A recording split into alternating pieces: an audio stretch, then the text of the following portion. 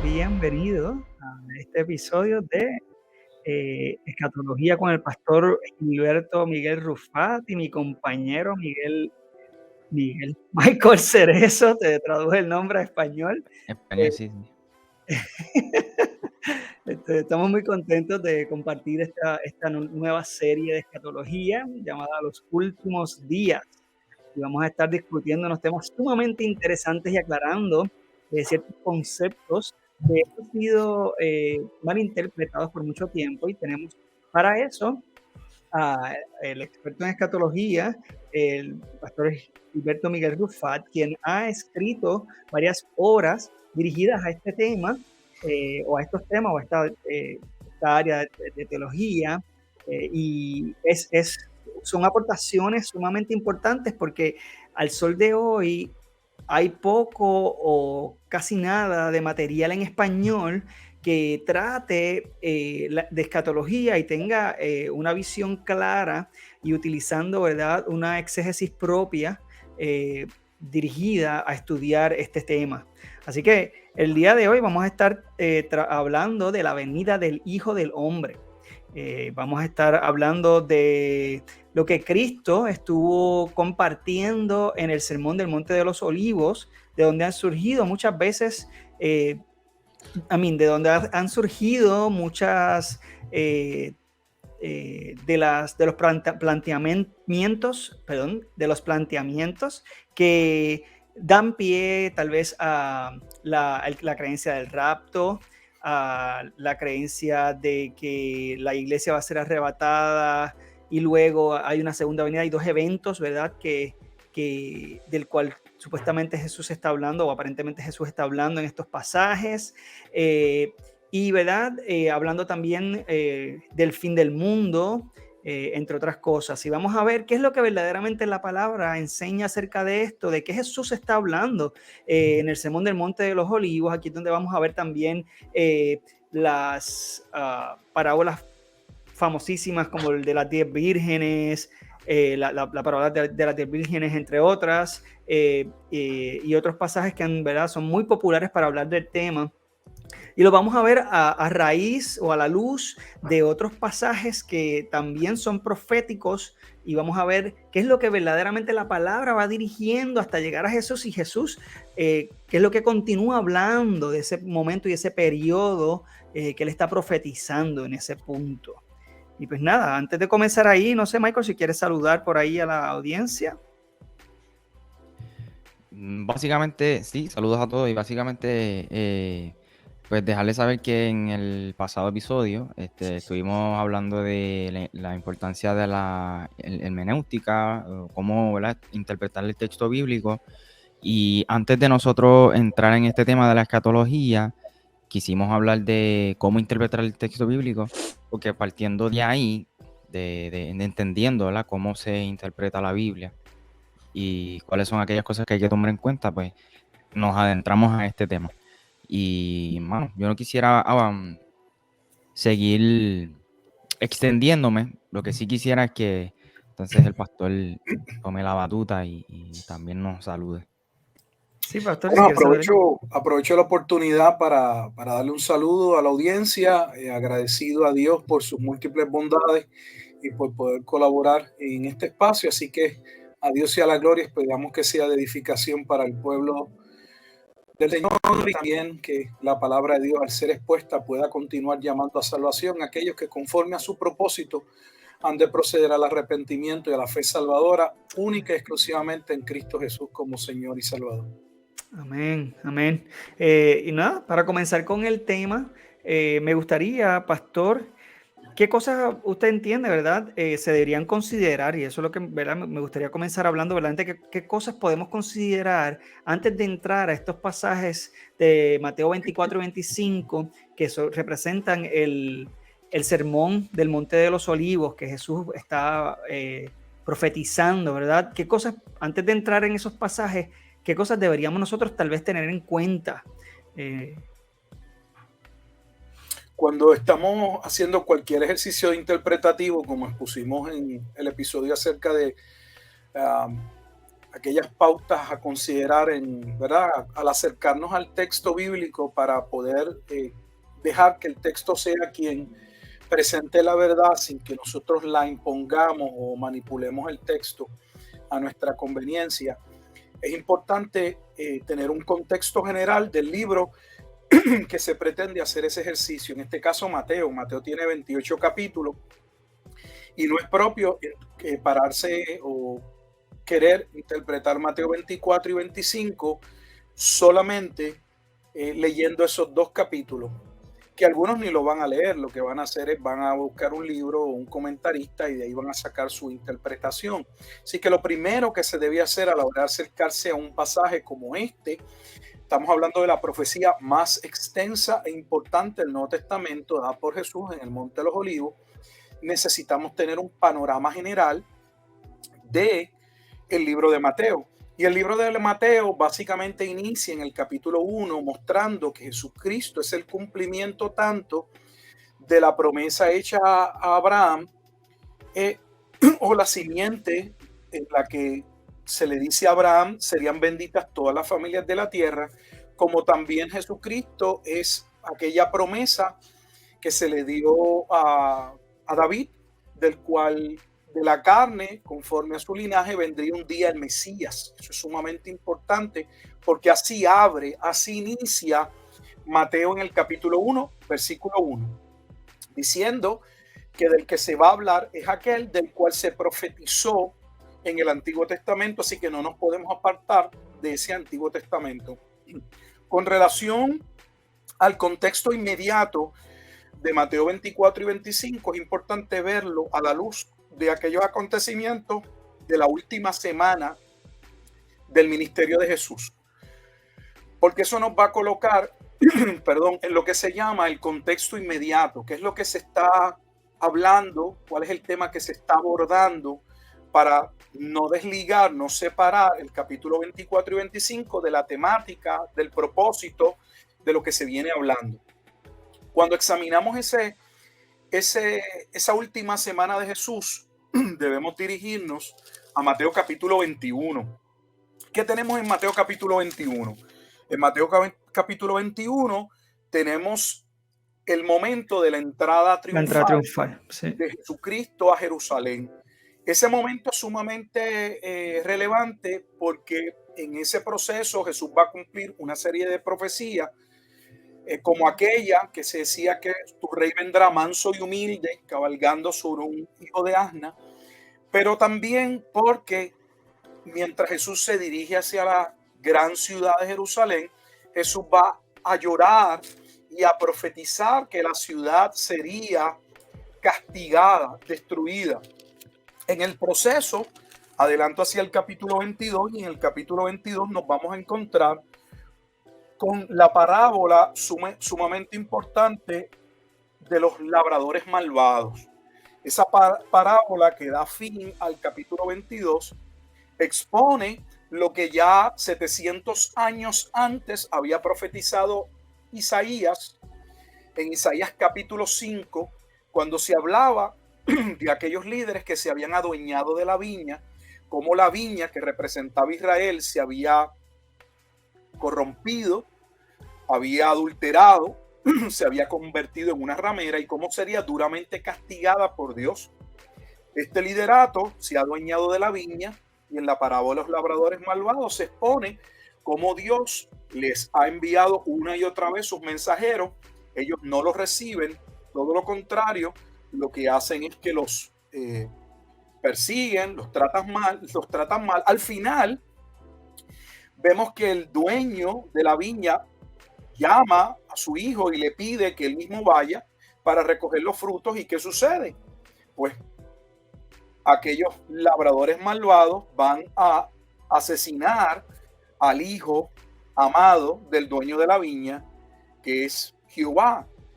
Entonces, esa parábola acentúa, claramente establece que Israel sería culpado, que el pueblo de Jerusalén sería duramente castigado, porque iniciando desde el alto liderato político religioso, se habían corrompido a tal punto de que terminaron matando no solo a los profetas, sino que mataron al propio Mesías que ellos esperaban.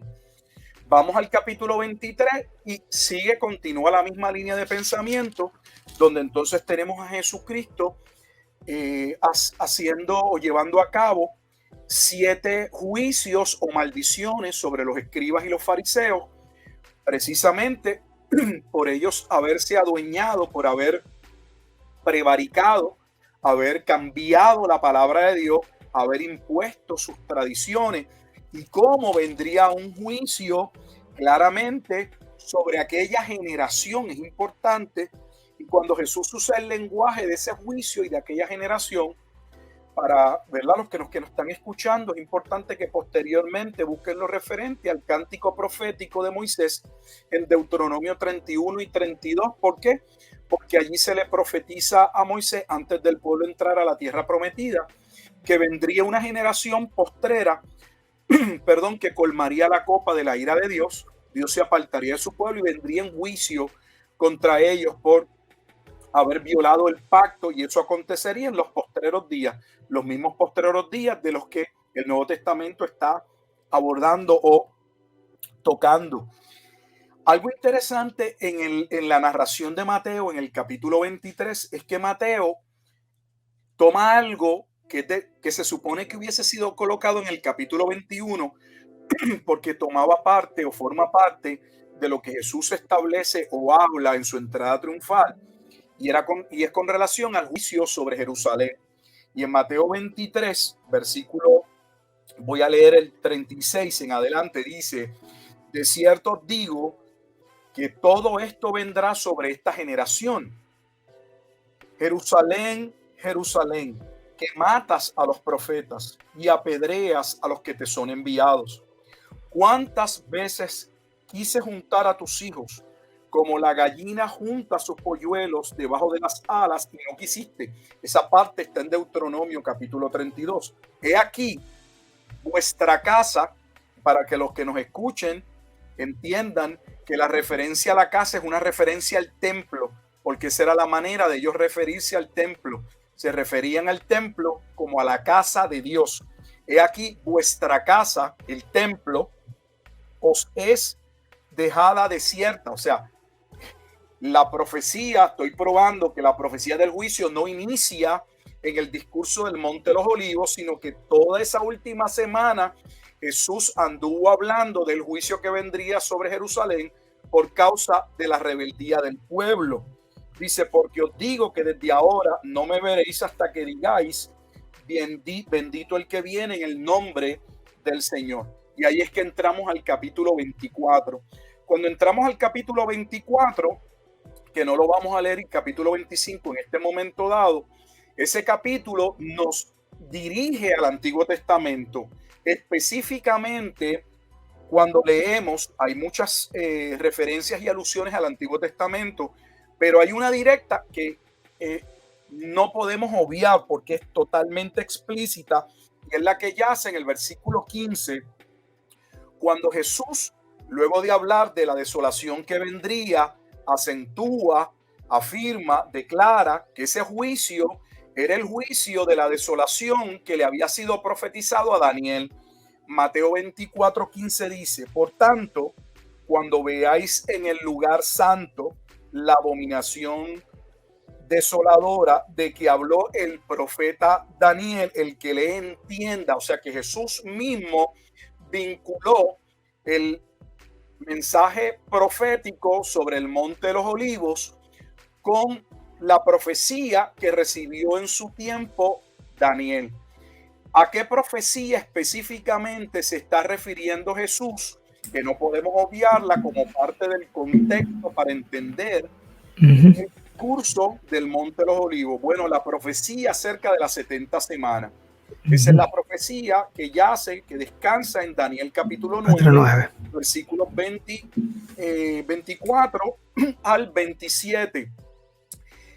Esa profecía tomaría un tiempo para tocarla con calma, pero tratando de hacer un breve resumen, en ese capítulo 9 Daniel se encuentra aguardando la liberación del cautiverio del pueblo o del remanente que fue llevado cautivo a Judá, de la profecía que había profetizado el profeta Jeremías en el capítulo 25 y 29 sobre los 70 años. 70 años se había declarado que el pueblo de Judá permanecería cautivo en Babilonia. Tiempo antes de Jeremías, o antes de Jeremías, debo decir, Isaías en el capítulo 44 y final del capítulo 44 y al inicio del capítulo 45 profetiza quién sería el que cumpliría, el rey que Dios utilizaría para que el pueblo fuese liberado, y es Ciro de Persia. Eso se encuentra al final del capítulo 44 de Isaías y principio del capítulo 45. Daniel se encuentra leyendo el rollo del profeta Jeremías y piensa que la liberación de su pueblo ya va a ser completa y que Dios los va a restaurar aquella gloria de los días del Mesías. Y Dios le envía el ángel Gabriel para corregir a Daniel y decirle: Daniel, ciertamente como se estableció, el pueblo será liberado, o sea, va a salir un remanente a reconstruir la ciudad y el templo, pero este no es el fin. Dios no ha terminado, porque la verdadera liberación, la salvación, no va a venir hasta que venga el Mesías príncipe. Y el Mesías príncipe es Jesucristo, porque Él es quien va a terminar con la prevaricación, Él va a poner fin al pecado, Él va a traer la justicia perdurable, en fin. Sería el Mesías y no Ciro quien llevaría a cabo la obra de salvación que Dios predestinó o decretó desde antes de la fundación del mundo, que se cumpliría en la persona de Jesucristo. Entonces ahí es que entran los detalles referentes al tiempo en que el Mesías vendría, lo que cumpliría el Mesías, lo que le sucedería y lo que le sucedería a la ciudad. Básicamente la profecía establece que todas las promesas se cumplirían a través del ministerio del Mesías príncipe. En Isaías 53, el siervo sufriente, él sería quien traería la expiación, la salvación, la justicia verdadera. Lamentablemente se profetizaba allí que ese Mesías príncipe sería ejecutado, y es lo que vemos. Jesucristo va a ser ejecutado por manos del Imperio Romano, específicamente Poncio Pilato, pero bajo el señalamiento, bajo las acusaciones del propio pueblo judío, que es quien básicamente obliga a Pilato a llevar a cabo la sentencia de muerte, acusando a Pilato que si Pilato no lo ejecutaba, ellos iban a comparecer directamente ante César y le iban a decir a César que Pilato estaba permitiendo que se levantase un rey diferente a César entre los judíos. Lo otro que se ve claramente es que se establece en esta profecía que dentro de esa última semana o de ese ministerio del Mesías era que se iba a cumplir lo referente a esa justicia verdadera y todo lo que iba a traer. Y como este mensaje sería predicado luego también por una semana y media, sería predicado principalmente a los judíos, y como posteriormente vendría sobre estos la desolación, la destrucción. Esto es importante porque el Antiguo Testamento, partiendo solo aquí de Daniel, profetizaba que en la llegada del Mesías ocurrirían dos eventos: el evento de la salvación, el evento del acto de la mediación o de la expiación de Dios a través de Cristo por su pueblo, pero también del juicio de Dios contra aquellos que se habían rebelado, que habían prevaricado, que habían establecido leyes a sabiendas que eran leyes en contra de la palabra de Dios y sobre todo en detrimento, en contra de sus propios hermanos para sacar provecho.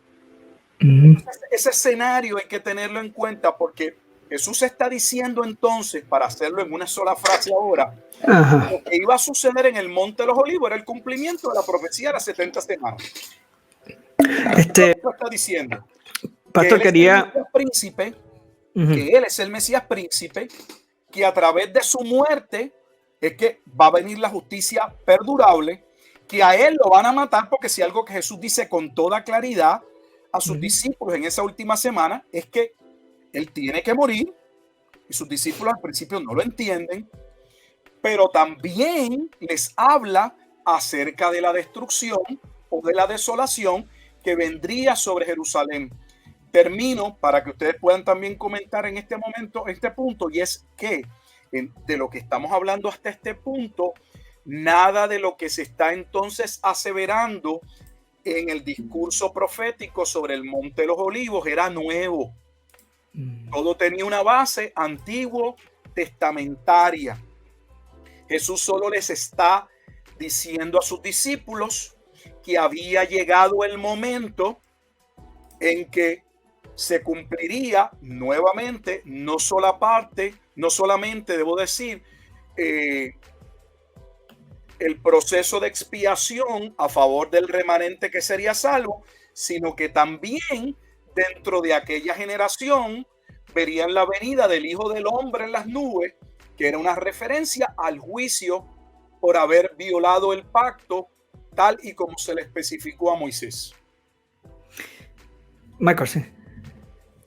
Entonces, haciendo un paréntesis, usted está diciendo que ese capítulo 24 pertenece a otros capítulos, que usted comenzó hablando del capítulo 21, 22, 23, y que esos capítulos 21, 22, 23 y 24, etcétera, pertenecen a un libro y ese libro pertenece a la Biblia. Por lo tanto, lo hablamos en el episodio anterior, tiene una coherencia todo. No es ir al Mateo 24 y sacar un texto y hacer una interpretación, sino que todo tiene una relación y básicamente, usted también lo mencionó en el episodio anterior, se conecta, ¿no? con el Antiguo Testamento, por así decirlo. Es como el cumplimiento. Correcto. Y quería, ¿verdad?, también argumentar al respecto. Hace unas semanas atrás estuvimos hablando de la importancia de congregarnos.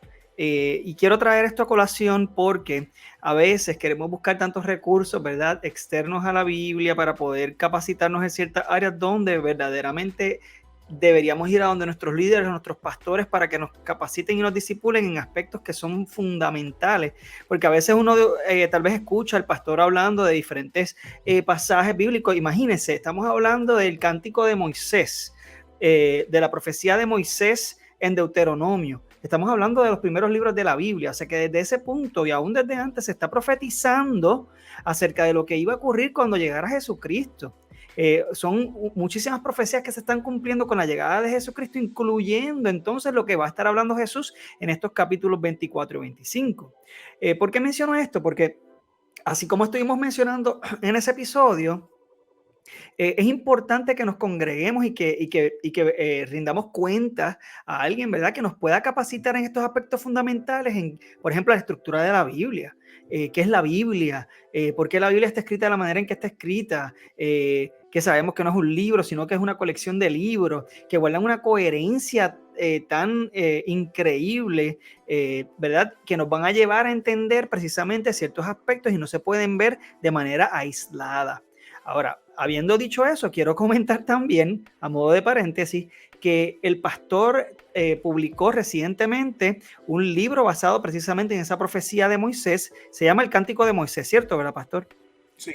El Cántico de Moisés, para que puedan, ¿verdad?, estudiar esto. Y para estudiar este tema, y esto me lo recomendó el pastor y la verdad es que me ha abierto los ojos, ha sido bien chévere. Él escribió un libro también estudiando las 70 semanas de Daniel.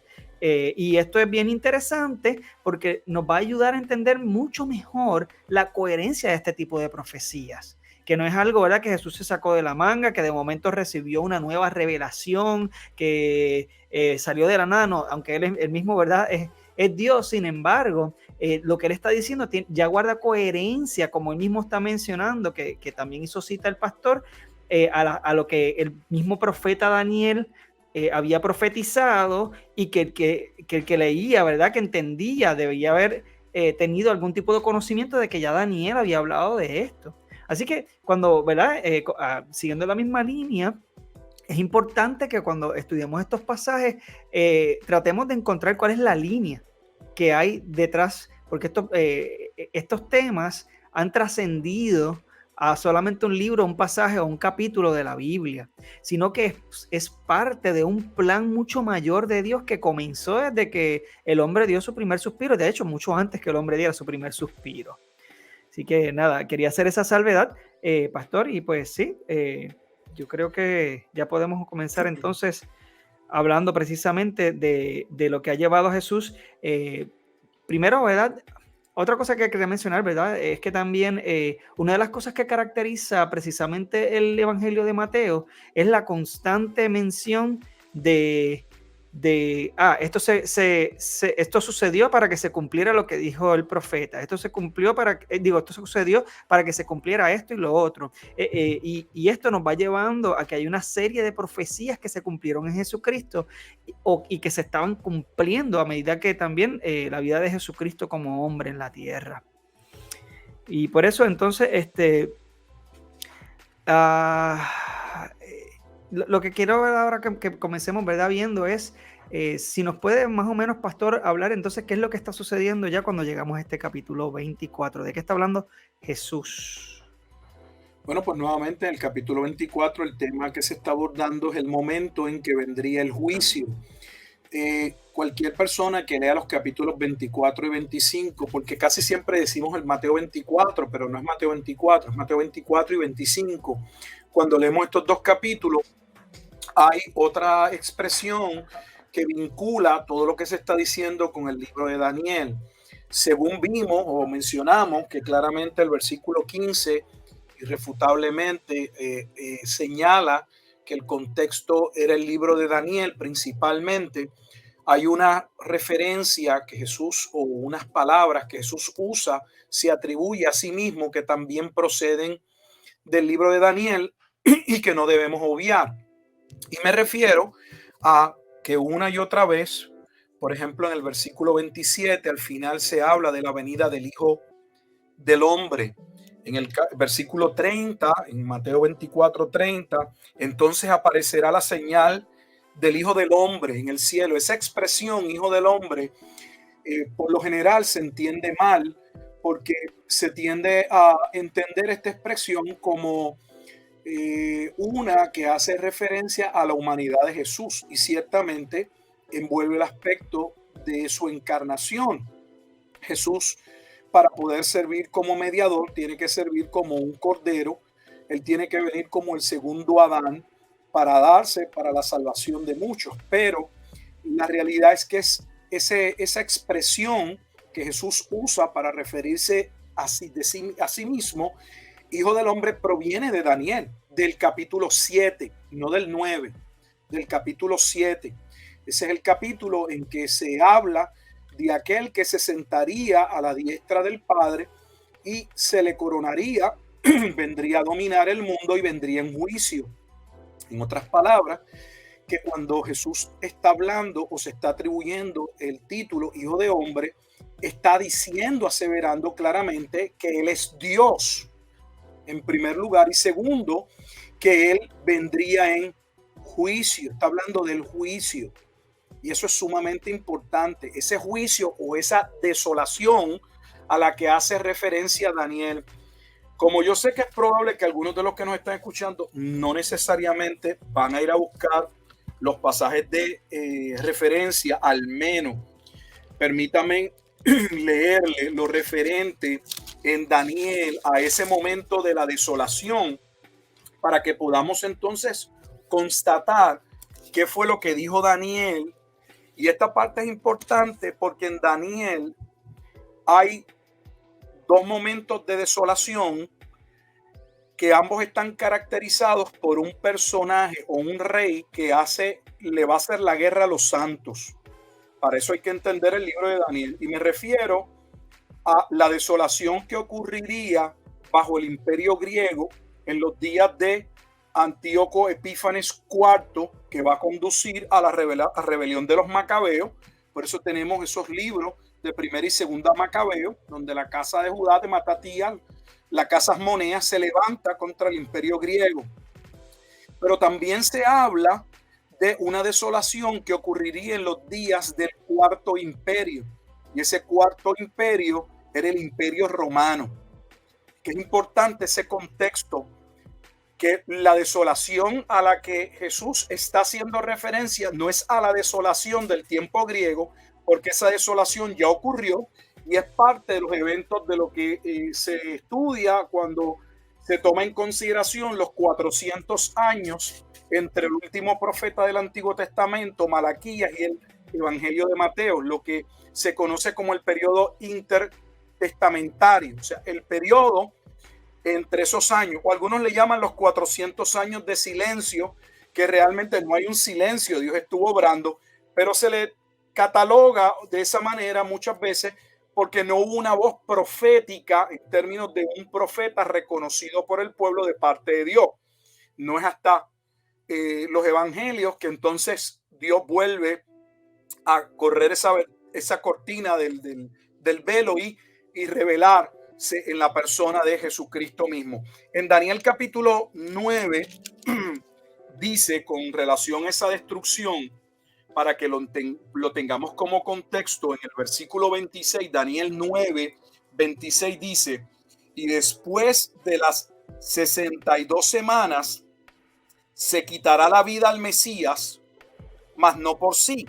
Y el pueblo de un príncipe que ha de venir destruirá la ciudad. Escuche, ese mismo pueblo o ese mismo príncipe ha de venir y destruirá la ciudad y el santuario. Y ahí el santuario es el templo.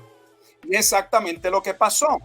Los judíos van a utilizar al Imperio Romano como el medio para llevar la sentencia de ejecución de muerte de Jesús, ya que no se les permitía a ellos llevar a cabo la sentencia de muerte. Pero ya Daniel profetizaba que ese mismo imperio, ese mismo pueblo, ese mismo rey posteriormente vendría sobre el pueblo en castigo. Y es lo que sucede en la desolación del templo de Jerusalén y la destrucción del templo en el año 70, que inicia en el año 66 con una situación que se crea en la ciudad de Cesarea de Filipos entre los judíos y el procurador de aquel día llamado Sexto. Bueno, aquí se habla nuevamente en Daniel 9:26 acerca de este momento en que sería destruida la ciudad y el santuario, y su fin será con inundación, y hasta el fin de la guerra durarán las devastaciones. Y por otra semana confirmará el pacto, versículo 27, con muchos. A la mitad de la semana hará cesar el sacrificio y la ofrenda. Después, con la muchedumbre de las abominaciones, vendrá el desolador o la desolación. Como está traducido en la Reina Valera, da la impresión de que es una persona y realmente hace mención a la desolación, aunque el desolador o el que traería la desolación sería un emperador romano. Nosotros postulamos, creemos, afirmamos que fue Nerón César. Dice: hasta que venga la consumación, y lo que está determinado, o sea que esto iba a suceder, nadie lo iba a cambiar, lo que está determinado se derrame sobre el desolador. Así que Daniel, nuevamente en el capítulo 9, es el pasaje o la profecía de referencia del discurso profético en el Monte de los Olivos acerca de esa desolación que vendría sobre Jerusalén. Luego lo que vemos, ya cuando entramos propiamente a los capítulos 24 y 25, es que Jesús presenta aquellos acontecimientos o señales que el pueblo podría ver antes de que ocurriera el evento, donde la ciudad sería rodeada, como lo establece Lucas en la narración de Lucas, en el capítulo 21, dice: cuando veáis a Jerusalén rodeada de ejércitos, sabed que ha llegado el momento. Y ese sería el momento en que las fuerzas, ¿verdad?, las legiones romanas iban entonces a asediar la gran ciudad de Jerusalén. Jesús establece que lo que va a suceder 24-25 es el cumplimiento nuevamente de la desolación, y llama específicamente a los creyentes a que entendieran que llegado el momento, lo pueden ver en el versículo 16 en adelante, debían huir a los montes. Si esto está describiendo el fin del mundo, usted no puede escapar a ningún lado. Es obvio que no se refiere al fin del mundo, porque cuando llega el fin del mundo, uno no se puede esconder debajo de una piedra, de juicio, sí. de un monte.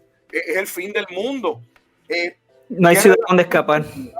¿Qué cuidado tendría el que una mujer estuviese embarazada o no si era el fin del mundo?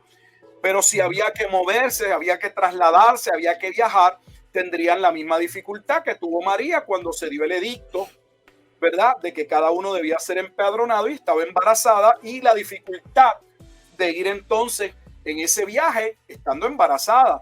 No sería fácil. Y Jesús, eso es lo que va a estar describiendo ese momento, y lo va a describir como el momento en que el Hijo del Hombre vendría en las nubes. Lamentablemente, nos gusta asumir, suponer, y entonces pensamos que si Jesús viene en las nubes, significa que tiene que esa venida ser una venida visible, y esa expresión, podemos verla en otros programas, se usa una tras otra vez en el Antiguo Testamento, Jehová viniendo en las nubes, y no era una expresión que el pueblo la entendiese como que Jehová tenía que venir de manera literal en una nube. Era una expresión de juicio. Esa expresión de Dios viniendo en las nubes era una expresión, lo que viene no está bueno, de castigo. Eso es todo lo que significa. Pero algunos lo han tratado entonces de colocar como que, bueno, esto tiene que ver con el mundo en que viene el rapto. Y mucho más cuando, por ejemplo, en la lectura vemos que él vendría con sus ángeles, como establece el versículo 31, y juntarían a sus escogidos. Aquí está el rapto, vienen las nubes, y el versículo 31 dice que él va a juntar a los escogidos. No, aquí el lenguaje de referencia es lo que acontece en el tiempo del profeta Ezequiel. El profeta Ezequiel vivió el mismo periodo de tiempo de Daniel, son contemporáneos y de hecho profetizan al mismo pueblo de Judá. Ezequiel se le dieron unas particularidades que no tiene el libro de Daniel. De hecho, Ezequiel es obviamente un profeta más extenso. Aquí hay unas cosas que son muy interesantes, y es que cuando a Ezequiel se le muestra el momento en que iba a ser destruido el primer templo, aquel templo que construye Salomón, una de las primeras cosas que Dios le muestra es que la gloria de Dios se fue del templo.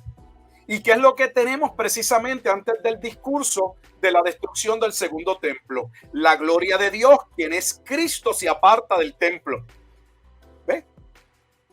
Va a la última limpieza del templo y hace las últimas declaraciones, y dice: ustedes han esta casa de oración, ustedes la han hecho cueva de ladrones.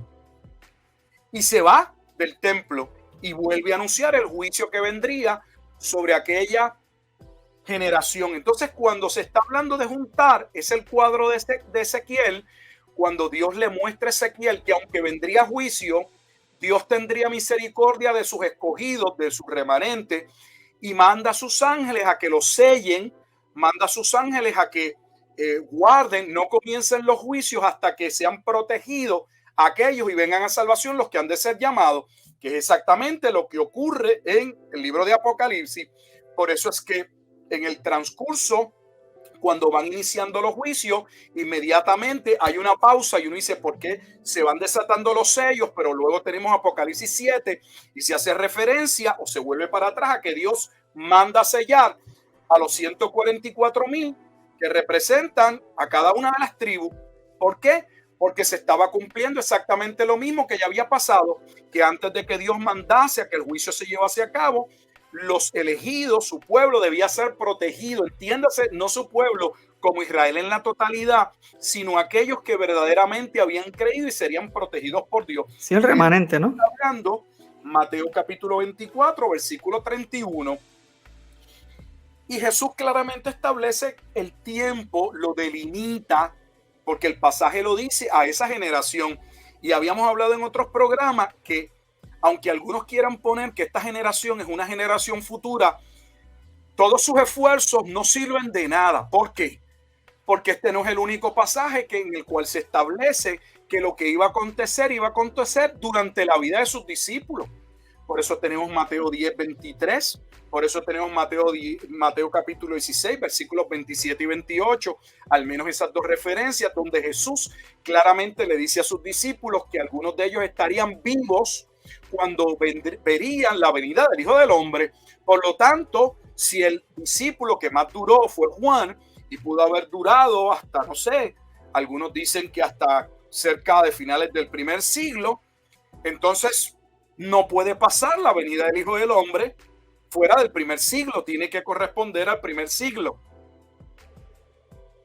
Claro. Y eso es lo que vemos. Y luego, básicamente, del versículo 36 en adelante, del capítulo 24 al 25, lo que vamos a ver es que Jesús se va a referir a que este juicio era también el mismo juicio del que había hablado el profeta Zacarías cuando había hablado de que cuando llegase el momento de la venida del Mesías, el cual se hace una relación directa al Monte de los Olivos, el único profeta en el Antiguo Testamento que establece la relación entre un discurso sobre el Monte de los Olivos y la destrucción o el juicio. Es Zacarías. Y cómo ese día había sido conocido, pero Dios se lo había reservado, no lo iba a comunicar cuándo exactamente vendría. El pueblo debía prepararse exactamente como cuando Dios le dio a Noé el mensaje de que vendría una destrucción. A él no se le dijo, dile al pueblo, yo vengo el día tal, en el mes tal, para que el pueblo se preparase. El pueblo hizo facto al momento instantáneo que escucharan el mensaje, debía responder en obediencia, arrepintiéndose y tornándose a Dios. Por lo tanto, no se iba a establecer una fecha específica porque el llamado era a velar desde aquel momento dado. No porque Dios no conociera la fecha ni el Hijo. Es una referencia a Zacarías capítulo 14, versículo 7. Y eso da paso a que el pueblo sería duramente juzgado por su Señor. Así termina el capítulo 24, dando paso a dos parábolas. La parábola de las 10 vírgenes, la parábola de los talentos, donde cada una de estas parábolas va a acentuar algo relacionado a la venida del Hijo del Hombre. Brevemente, la parábola de las 10 vírgenes establecía que esa venida del Hijo del Hombre estaba ligada a la vez, y esto, escuchen bien, a el momento en que Dios consumaría su boda con su esposa. Para entender el concepto de la boda, hay que entender que los profetas en el Antiguo Testamento, para citar uno tal vez el más conocido, Oseas, plantearon o profetizaron que Dios entraría en un divorcio, se separaría del pueblo por su fornicación, por su adulterio, de la misma manera en que la esposa de Oseas adulteró y hubo un proceso de separación, pero que posteriormente Dios vendría y la tomaría, habría un recasamiento, y ese concepto del recasamiento de Dios es un concepto que está ligado al nuevo pacto, porque el pacto se ve como un pacto marital. Dios viene a ser el esposo, por eso tenemos en el Nuevo Testamento la iglesia como la esposa. Eso viene del Antiguo Testamento y está ligado a la obra del Mesías, por medio del cual él entraría en un pacto marital. En el pacto marital, de acuerdo a la manera y a la forma en que se llevaba a cabo para los judíos, cuando un hombre se iba a casar, para que podamos entender, ese hombre iba y hacía un compromiso, esas dos familias se comprometían, yo te voy a entregar mi hijo para tu hijo, voy a dar mi hija a tu hijo. El varón daba una dote, daba un pago, ponía un dinero como señal, como evidencia de que él habría de cumplir su promesa. Se daba el tiempo del desposorio, que podría durar aproximadamente un año. Ese hombre se iba a preparar lugar para esa mujer, que es exactamente Juan capítulo 14. Me voy y voy a preparar lugar para vosotros, para que donde yo estoy vosotros también estéis. Que dicho sea de paso, Juan es el primero, Juan el Bautista, el que establece, luego de haber bautizado a Jesús y sus propios discípulos, haberle dado como la queja o haberle traído, oye, Juan, aquel que tú bautizaste ahora bautiza y muchos van a él. Y Juan va a declarar, es necesario que yo mengüe y que él crezca, y va a decir, yo soy el amigo del esposo y mi gozo es cumplido, porque él se habla como el amigo del esposo y pone a Jesús como el esposo, porque está diciendo que Jesús era quien iba a cumplir el nuevo pacto o el recasamiento de Dios con su pueblo, como había sido profetizado en el Antiguo Testamento. Entonces la venida del Hijo del Hombre pertenece al momento en que Jesús viene, por un lado, para castigar a los que no creyeron y para confirmar el pacto con su iglesia. Por eso es que en Apocalipsis, y escuchen lo que voy a decir, lo pueden buscar posteriormente, el capítulo 19, Apocalipsis tiene 22 capítulos, pero no es hasta el capítulo 19, vuelvo y digo hasta el 19, que no se dan las bodas del Cordero. Y alguien tiene que explicar por qué no es hasta Apocalipsis 19 que se dan las bodas del Cordero, porque la teología dispensacionalista, pretribulacionista, premilenialista establece que cuando la iglesia sale antes de los 7 años de tribulación y se va al cielo, allí en el cielo inmediatamente entran en las bodas del Cordero. Pero Apocalipsis no pone las bodas del Cordero al inicio, coloca las bodas del Cordero en el capítulo 19, ligadas en conjunto con la destrucción de la gran ciudad, de la gran ramera. De hecho, así inicia el capítulo 19. Los ángeles alabando a Dios porque ha juzgado a aquella gran ciudad que había perseguido, había dado muerte a los profetas, refiriéndose a Jerusalén, y a la vez hay una pausa y dice que debía haber gozo también porque habían llegado las bodas del Cordero. Por eso en las bodas, en la parábola de las 10 vírgenes, las vírgenes que realmente no habían creído, que nunca se prepararon, que sabían, habían escuchado, pero no había pasado de ahí, cuando llega el día de las bodas, ¿qué sucede? Unas entran y participan de las bodas, pero las que no entran posteriormente tratan de tocar, tratan de llamar, pero no se les abre. ¿Y qué es lo que sucede? Juicio y tribulación, unos a salvación y otros a condenación.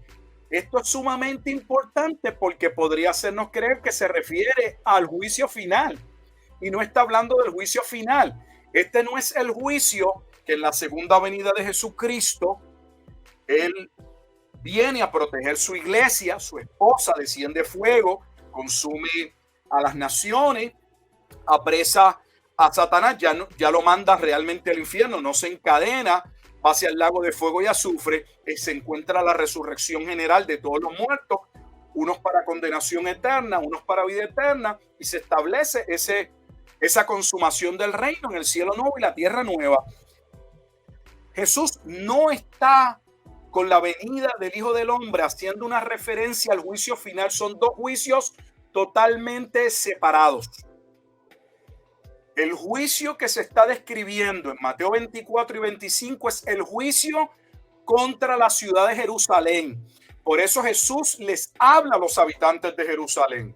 Cuando ustedes, habitantes de Jerusalén, vean que los ejércitos rodeados los rodean, llegó el momento. No entren a sus casas, no es tiempo de buscar. Lo que no hicieron, ya no salgan, huyan, porque ya no hay más tiempo.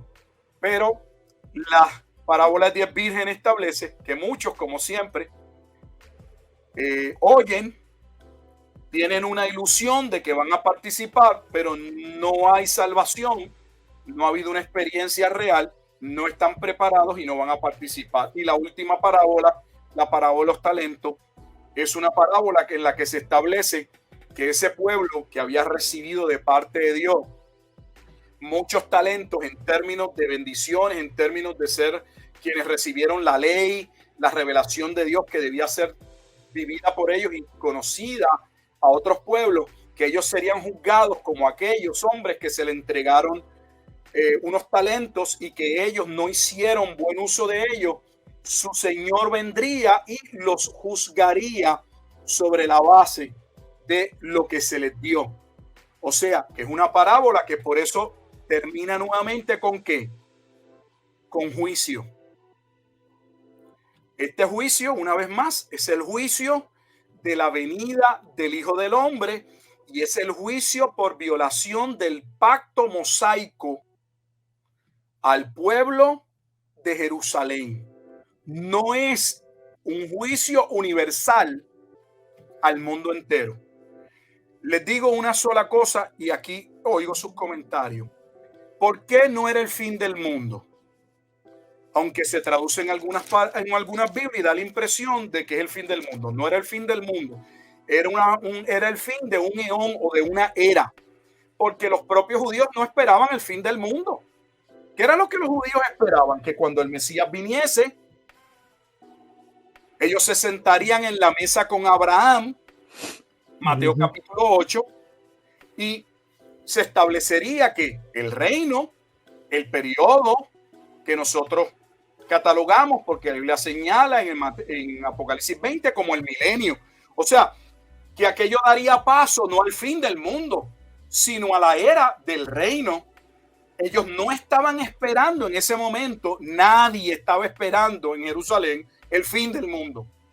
Todo lo contrario, estaban esperando que el Mesías, de acuerdo a su interpretación, se colocase como un rey político y reinase nuevamente, hubiese un periodo de dominio, como lo hubo en el tiempo del rey David, sobre Jerusalén hacia el mundo entero. No esperaban nuevamente el fin del mundo. Yo creo que es importante que usted mencione eso porque muchas personas ignoran que este pasaje o este discurso fue dado a unas personas en particular en un contexto en particular. O sea que lo que Jesús está diciendo tenía que guardar relevancia para las personas que lo estaban escuchando. O sea, esto no es algo que Jesús dijo y acuérdense de esto porque pues en 2000 años todavía es importante que la gente se acuerde de esto, ¿no? O sea, verdaderamente, incluso quería mencionar y quería leer rapidito porque justo antes de Jesús dar todo este discurso, surge de hecho a raíz de unas preguntas que le hacen los discípulos. Dice en el verso 3 del 24, y estando él sentado en el monte de los olivos, los discípulos se le acercaron aparte diciendo, dinos, ¿cuándo serán estas cosas y qué señal habrá de tu venida y del fin del siglo? Y entonces, ¿verdad? Jesús comienza entonces respondiendo, pues mirad que nadie os engañe, porque vendrán muchos en mi nombre diciendo yo soy el Cristo, y a muchos engañarán, etcétera, etcétera. Ahí he escuchado, pastor, y he visto que hay personas que separan entonces las preguntas que hacen los discípulos, ¿verdad? Y de ahí, pues, parten de que, pues tal vez, pues sí, el capítulo 24 tal vez está hablando hasta el 36, hasta el 30, no, hasta el... Sí, básicamente del 24 hasta 1 hasta el 36. Hasta el 36. O 35 y del 36 en adelante hasta el capítulo 25, segunda venida. Están hablando exacto de dos eventos distintos. Sin embargo, los discípulos cuando le están haciendo esta pregunta, porque estas preguntas surgen también de que Cristo está acabando de mencionar que el templo va a ser destruido y que no va a quedar piedra sobre piedra. Y a ellos no les sorprende que Jesús está diciendo esto, porque ya ellos conocían estas profecías, a ellos no les sorprende esto. Estas profecías ya los discípulos estaban conscientes de ellas, estaban conscientes de lo que Daniel había hablado, de lo que Ezequiel había hablado, de lo que Zacarías había hablado, y a ellos no les está sorprendiendo que Jesús les está diciendo que el templo va a ser destruido.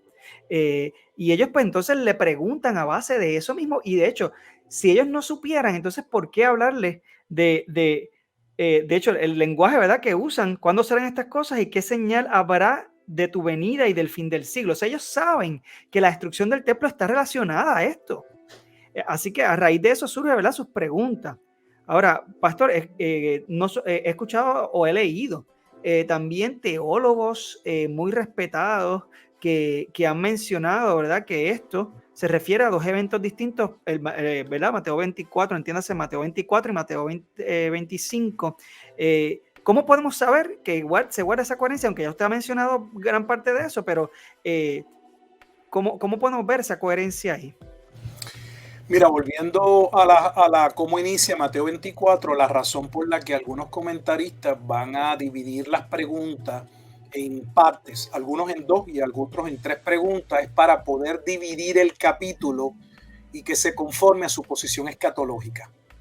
En ningún lugar, iniciando el capítulo 24, se distingue que esta pregunta tiene que ver con el rapto y que esta pregunta tiene que ver con la segunda venida. No hay ningún tipo de aclaración de esa forma o de esa naturaleza. De hecho, lo he dicho en otros momentos, en otra entrevista, y vuelvo a decirlo. Muestra muy poca competencia, poco conocimiento el que trata de forzar y distinguir eventos de la primera venida y la segunda venida, especialmente en el Antiguo Testamento, porque esa distinción no ocurre. La distinción que nosotros hacemos con relación a decir esto ocurre en la primera venida o esto es particularmente la segunda venida, viene bajo la revelación del Nuevo Testamento. ¿Por qué? Porque en el Antiguo Testamento todos los eventos suceden, se ven aconteciéndose cuando el Mesías se revele, se muestre. Esta es una de las razones por las que se crea cierta dificultad interpretativa, porque una vez más, los profetas no identificaron esto pertenece a una primera venida, pero esto es la segunda venida. Eso no está. Esa distinción o distinciones que ahora nosotros hacemos parten, y debemos entenderlo, de la revelación o como parte de esa revelación progresiva, entiéndase lo referente al Nuevo Testamento, donde es en el Nuevo Testamento que entonces vamos a ver en labios del propio Jesús de que en su primera venida, con relación a su vida, muerte y resurrección, se va a cumplir el aspecto de la expiación, de la forma y la manera en que él va a traer una justicia perdurable, pero que es posteriormente a esa resurrección en la que él se va y regresa en juicio. Esas distinciones no se hacen en el Antiguo Testamento, se hacen en el Nuevo Testamento, pero aún tenemos que distinguir, y es mi punto, que el juicio de la venida del Hijo del Hombre no era el juicio de el fin del mundo. ¿Por qué se divide el capítulo 24 y 25? Porque esa es la posición de algunos, no de todos. Por ejemplo, expositores como John MacArthur sostienen que Mateo 24 y 25 pertenecen a la segunda venida de Jesucristo. O sea, no hay esa división, pero hay muchos que establecen que desde el versículo 1 del capítulo 24 hasta aproximadamente el 35 pertenecen a los eventos o al juicio de Jerusalén, pero que ya del capítulo 24, versículo 36 en adelante, cuando Jesús asevera que el día y la hora nadie lo sabe, entonces ahora ese evento hay un cambio y ese cambio tiene que ver con lo referente a la segunda venida de Jesucristo. ¿Cuál es el problema? Que en Mateo 24 y 25 se utiliza cada vez que se habla de la venida, aún se le dé la distinción que es la venida del Hijo del Hombre, porque no siempre se hace de esa manera. Por ejemplo, en Mateo 24, en el versículo 3, se dice en un momento dado, los discípulos preguntan, ¿y qué señal habrá de tu qué? De tu venida. Ahí no dice la venida del Hijo del Hombre. Hay un juego de palabras y cualquiera lo invito a que lo haga. Busque un interlineal en online, hay diferentes, no tiene que comprar. En internet se consigue fácil. Que hay un juego de palabras, busque cada una, aparecen cada una de esas palabras que se traduce. Yo estoy usando ahora mismo la Reina Valera 60, la palabra venida, y va a ver que hay dos palabras griegas que se intercambian, son sinónimos. La palabra erhomai, que es venida, que es manifestación, es la llegada de alguien, y la palabra parusía, que denota la presencia de alguien, de algo, y se usan indistintamente. ¿Cuál es el problema? Que aquellos que colocan o dicen, aseveran que la parusía o la segunda venida está solo después del versículo 36 de Mateo 24, tienen que explicar entonces por qué en los versículos anteriores al 36, en lo referente, según su propia interpretación, que sucede en el tiempo de la destrucción de Jerusalén en el año 70, aparece la palabra parusía. Porque si la palabra parusía es solo sinónimo, solo atañe, solo se limita a especificar el evento de la segunda venida de Jesucristo, entonces hay un problema. Lo mismo sucede con los que establecen que del versículo 36 en adelante solo se habla de la segunda venida. ¿Por qué? Porque de la misma manera en que se habla todavía o se utiliza la palabra griega parusía, también se utiliza la palabra erhomai. En otras palabras, que no hay tal cosa como ese concepto que hemos grabado, que repetimos, porque bueno, pues es aceptado de que la palabra parusía es sinónimo de la segunda venida de Jesucristo. Yo en muchas ocasiones, para que la gente se alarme o busque o entienda que no es así, Si eso fuera correcto, les digo que entonces Apocalipsis no habla de la segunda venida, porque en el libro de Apocalipsis no existe la palabra parusía. No existe. Entonces, tendríamos que decir que el libro de Apocalipsis no habla de la segunda venida. Y si no habla de la segunda venida, ¿de qué venida se centra? De la venida del Hijo del Hombre. Dicho sea de paso, quisiera que vayan conmigo a Apocalipsis, capítulo 1. No voy a entrar en lo referente a Apocalipsis, pero ya que estoy mencionando y haciendo la distinción de que Mateo 24 y 25, el juicio que corresponde, el juicio que Jesús está anunciando, es el juicio contra Jerusalén por violación del pacto. Es el mismo juicio que Juan se le revela en Apocalipsis capítulo 1 y que estaba pronto a suceder.